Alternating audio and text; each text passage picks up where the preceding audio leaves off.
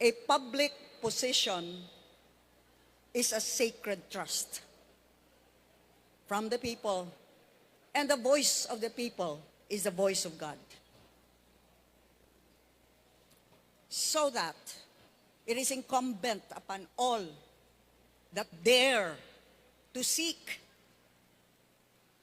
a public office to realize that the moment you take your oath, whether as mayor, board member, or governor, you have ceased to be citizen, ordinary citizen, and personality-based a person. Wala na ang kanunay paghuna-una, asa may makaayon ako, asa man ko musikat, asa man ko makadisplay sa akong kaugalingon. Kay unta ang labing una nimong buhaton pagtuon.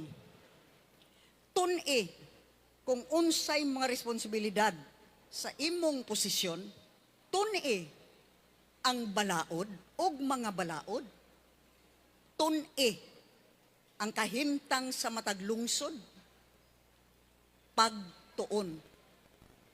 Usa ka, mubuhi og pulong. That is what I did.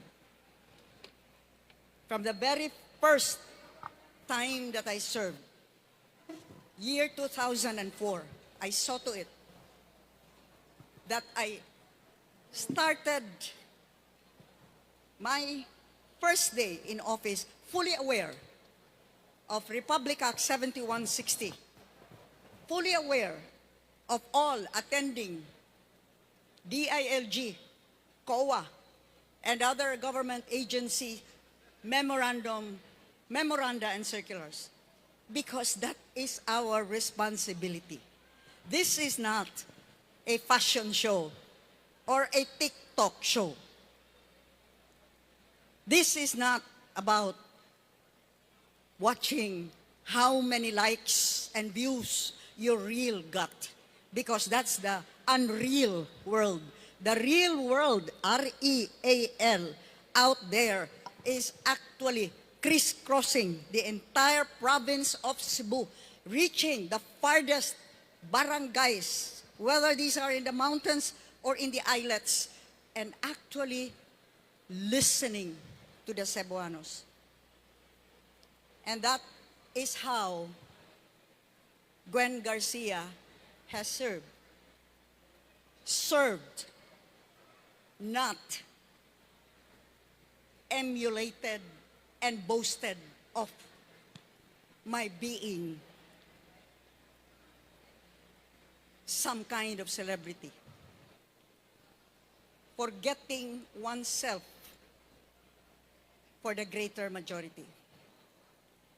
For the past days, you probably have read in the news, I have been putting in place the necessary steps in accordance with the local government code, in accordance with COA memorandum circulars and joint circulars of DILG and COA, putting in place the necessary steps that would protect the flagship programs of the province of Cebu. Flagship programs that other local government units, whether they be provinces, cities, or towns, have been traveling all the way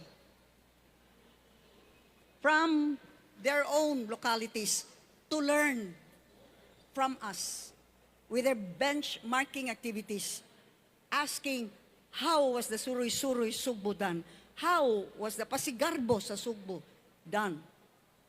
What about Sugbusug, Sugbo Negosyo, Sugbo Kahanas, the Enhanced Countryside Development Program, giunsa maning tanan? Well, with the full support of the provincial board. For many of these programs, as you probably read in the news, we have put in the necessary protection so that these programs continue. There was an air of uncertainty gikan sa matag usa nga nisulti, magpadayon pa ba kaha ni? Magpadayon pa ba kaha ang RCEBU? Moingon gani atong DOT o DTI basin in another form. Well, ay lagkabalaka. Because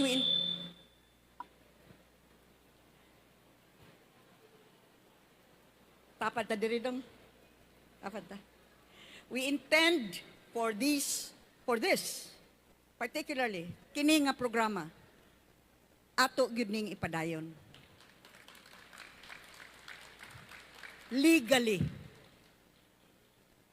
above the noise and the